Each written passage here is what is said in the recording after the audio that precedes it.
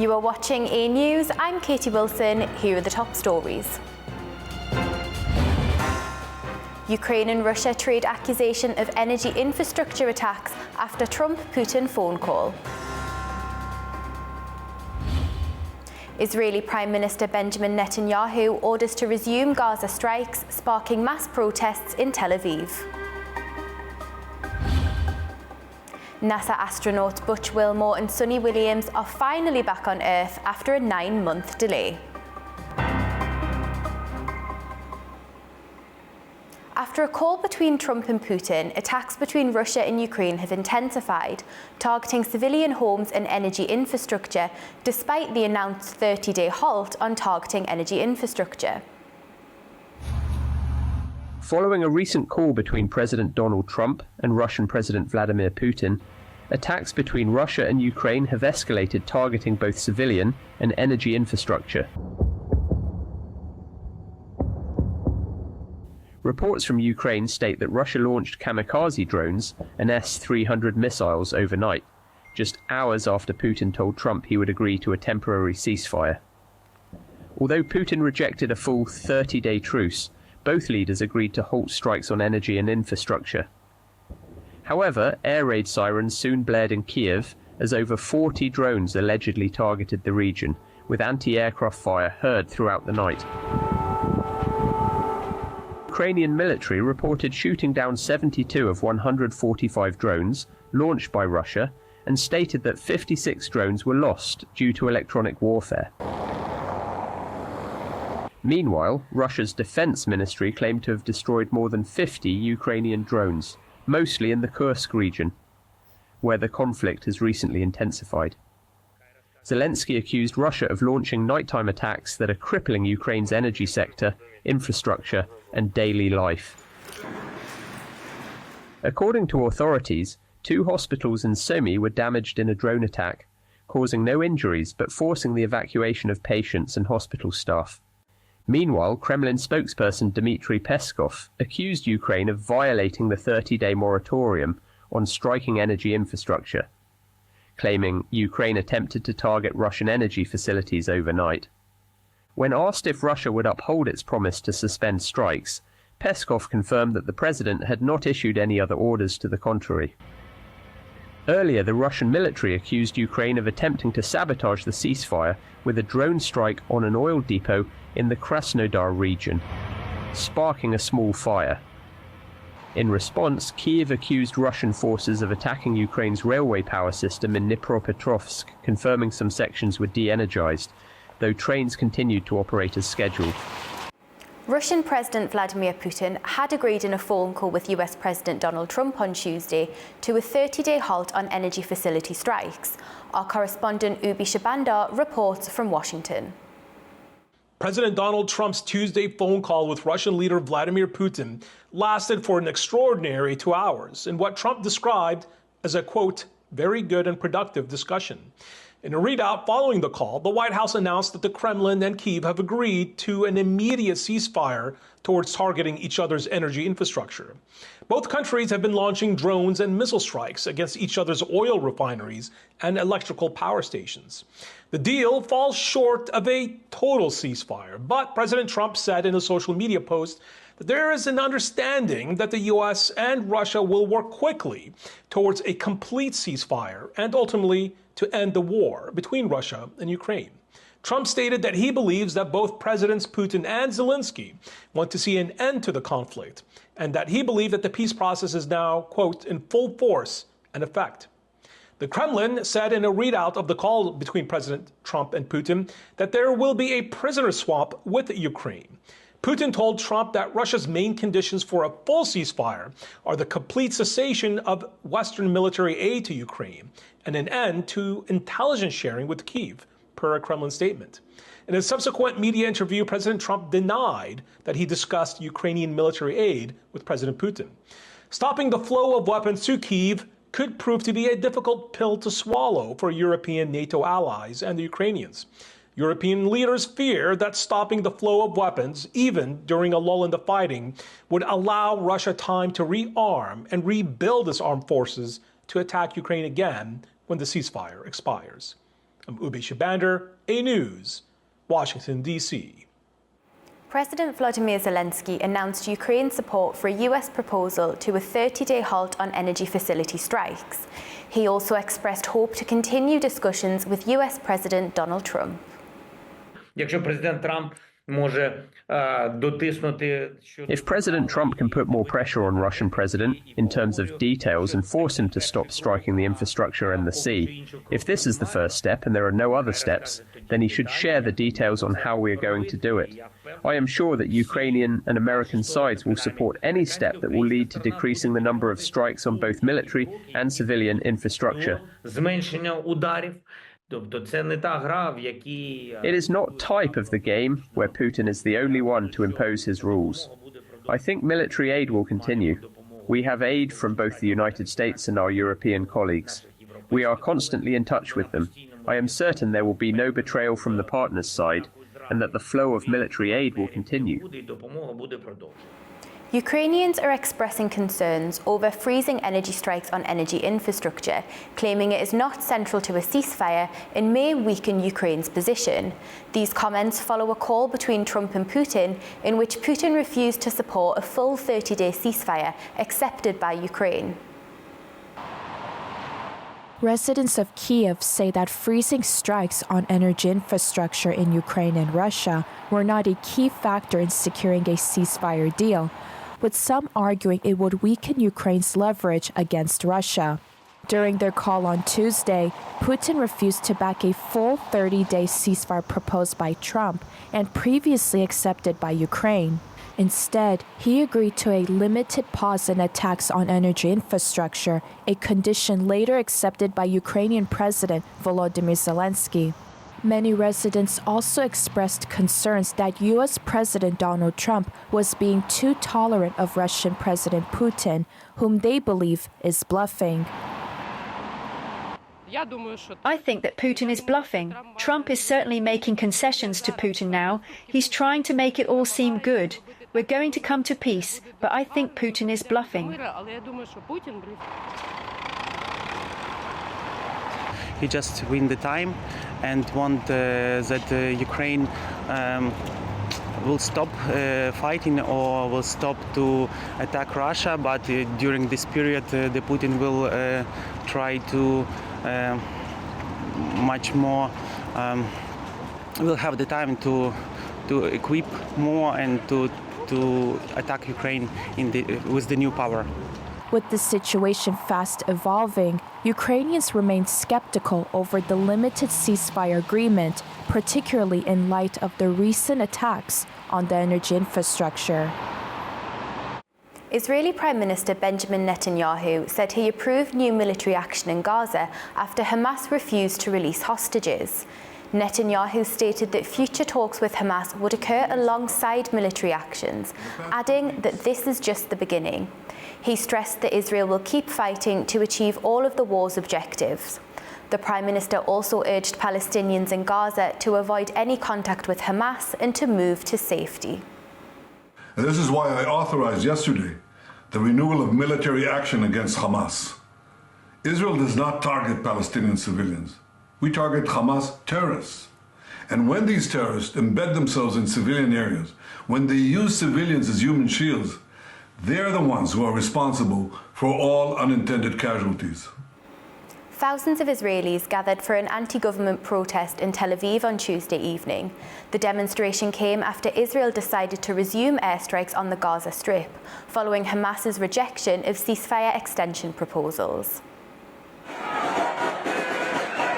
Around 40,000 protesters gathered at Habima Square in central Tel Aviv to rally against Prime Minister Benjamin Netanyahu's decision to take military action on Gaza. The people expressed anger at the government, accusing it of weakening Israel's democracy and focusing on military action instead of peace efforts. And Netanyahu and the government, no matter what they're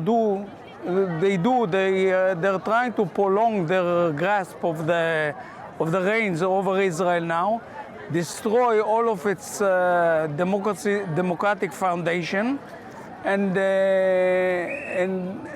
move away from the hostages, which is the main thing that's supposed to be on the table. Everything else has to be second stage to that. Also, we are worried about what is going on here. Is our democracy going to be, I don't know what? Do the government works for us? Do they care about us, the people? How come we feel like we want to be together? Israelis are such lovely people. What happened to us? Israeli airstrikes on Gaza on Tuesday killed over 400 people, according to Palestinian health authorities. This marks the end of nearly 2 months of relative calm since the ceasefire began in January. Both Israel and Hamas accused each other of violating the peace agreement. Hamas, which still holds 59 of the 250 hostages Israel claims were taken during the October 7, 2023 attack, made no threat of retaliation. Turkish authorities arrested Istanbul Mayor Ekrem İmamoğlu on Wednesday on charges including corruption, aiding a terrorist group, and leading a criminal organisation. His party, the Republican People's Party, condemned the move. İmamoğlu, a two-term mayor and a key opposition figure, was expected to be named as his party's presidential challenger within days. In a video posted on his X account, he vowed to continue his political fight despite the pressure. Tensions in Yemen have escalated following a series of US military strikes on areas controlled by Houthi rebels. At least 10 US airstrikes have hit key locations in Yemen in response to increasing Houthi attacks on shipping in the Red Sea. Meanwhile, Houthis claim to have launched air attacks on US naval forces, marking their fourth strike in 72 hours. At least 10 US airstrikes have targeted key locations in Yemen, including the capital, Sana'a, Sada province and Hodeidah, according to reports from Houthi-controlled media. These strikes are part of a larger US military operation that began on Saturday, marking the largest US military action in the Middle East since US President Donald Trump took office. The Houthi-run health ministry stated that the US airstrikes have killed 53 people, including women and children, and injured many others. US national security officials confirmed that several senior Houthi commanders were killed in the strikes. Meanwhile, Houthi spokesperson Yahya Saraya said that the rebels launched missile and drone attacks on US naval forces, including the USS Harry S. Truman and other warships. This marks the fourth such attack in just 72 hours. This missile attack followed Israel's resumption of airstrikes on Gaza, resulting in hundreds of deaths, according to Palestinian health authorities. The Houthis also confirmed targeting an Israeli airbase with a ballistic missile. The Israeli military reported intercepting the missile that launched from Yemen, triggering sirens in multiple areas. Since 2023, the Houthi group has repeatedly fired drones and missiles toward Israel, framing these attacks as acts of solidarity with Palestinians in Gaza. These attacks later expanded to US and British ships after their naval coalition launched air raids and missile strikes. President Trump has vowed to take decisive action against the Houthis and hold Iran accountable for supporting them. The Democratic Republic of Congo President Felix Tshisekedi and Rwandan President Paul Kagame met in Doha on Tuesday for direct talks aimed at addressing the ongoing conflict in eastern Congo. In a joint statement, the leaders emphasised their commitment to ongoing dialogue. The heads of state agreed on the need to continue the discussions in order to establish solid foundations for lasting peace. The meeting comes amid heightened tensions between the two nations, with Kinshasa accusing Kigali of backing the M23 rebel group, a charge Rwanda denies.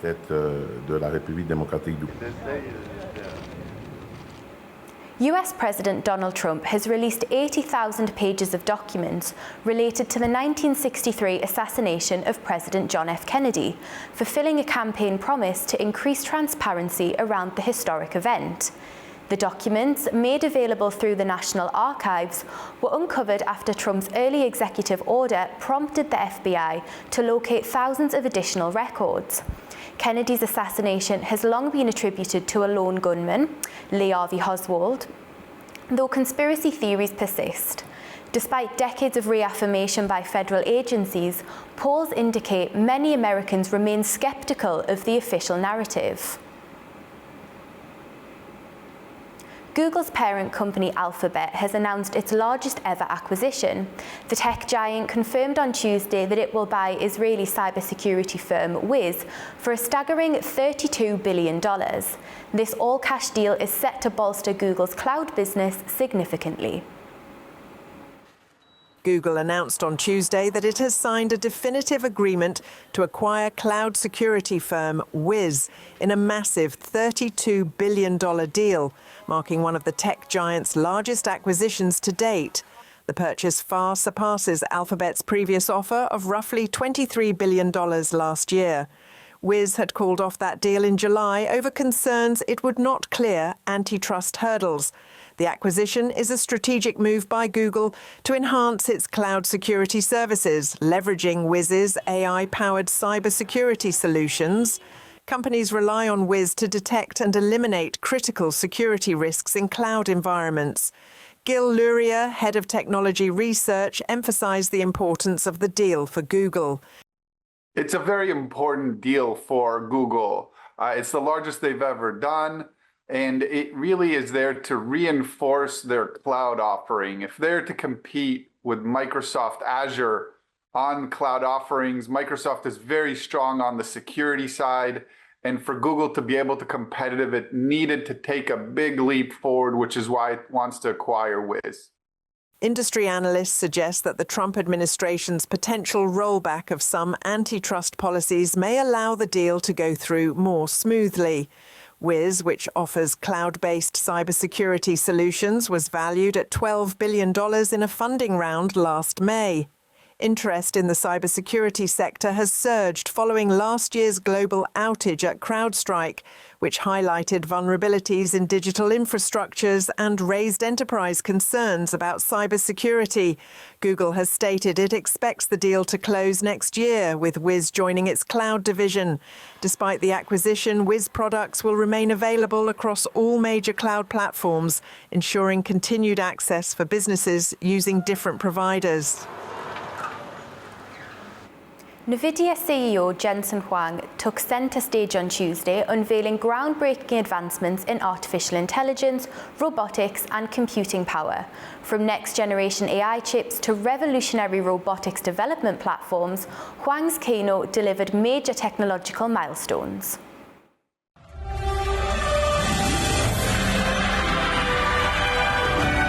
NVIDIA CEO Jensen Huang revealed fresh details about the company's newest artificial intelligence chip and other advancements at its annual Software Developer Conference GTC 2025. At the heart of NVIDIA's announcements was the introduction of Isaac GR00T N1, the world's first open humanoid robot foundation model. The new AI-powered simulation frameworks aim to accelerate the development of robots, bringing smarter and more efficient automation solutions. Another breakthrough in robotics came with the unveiling of Newton, an open-source physics engine for robotics. Developed in collaboration with Google DeepMind and Disney Research, Newton is an extensible physics engine designed to advance robot learning and development. In the AI chip sector, NVIDIA announced the Blackwell Ultra, the next iteration of its flagship GPU chip, expected in the second half of this year.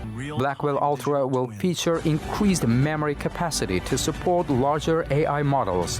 Huang emphasized that NVIDIA's chips are uniquely capable of handling both high-volume AI requests and delivering rapid responses efficiently.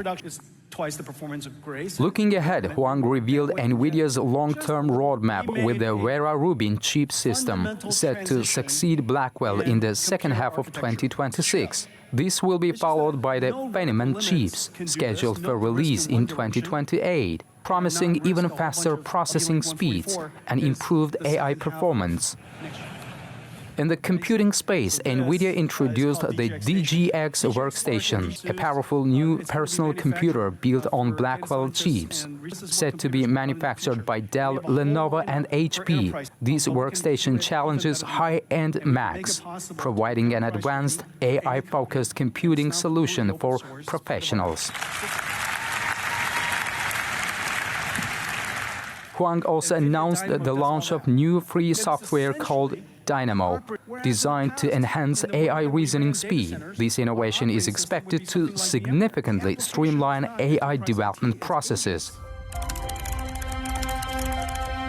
Cosmos prediction. In the automotive sector, NVIDIA secured a major partnership with General Motors, which selected the company to develop its self-driving car fleet.